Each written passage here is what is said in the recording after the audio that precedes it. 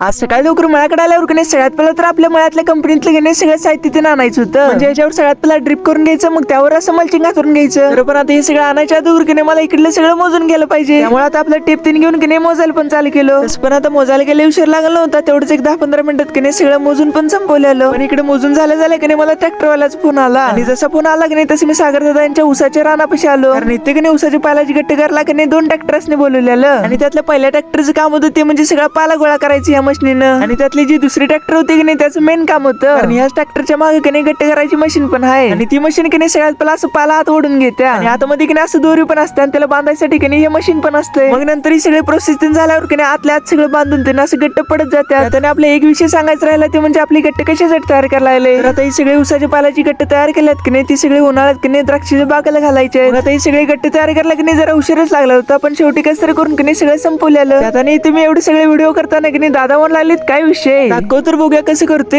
ते दादाला दाखवल्यावर की नाही डायरेक्ट टेपवरच चालू झालं. आता इथलं सगळं तोडून देऊन झाल्यावर की नाही द्राक्षाच्या बागेला औषध पण मारायचं होतं. आता इकडे दादानी की नाही बघितलं फॉलो केलं ते येतं. पण इथं तुम्ही एवढी सगळेजण बघताय पण का फॉलो करत नाही काय माहिती. पण जाऊ द्या, ह्या वेळेस तर की नाही जाता फॉलो करून जावा.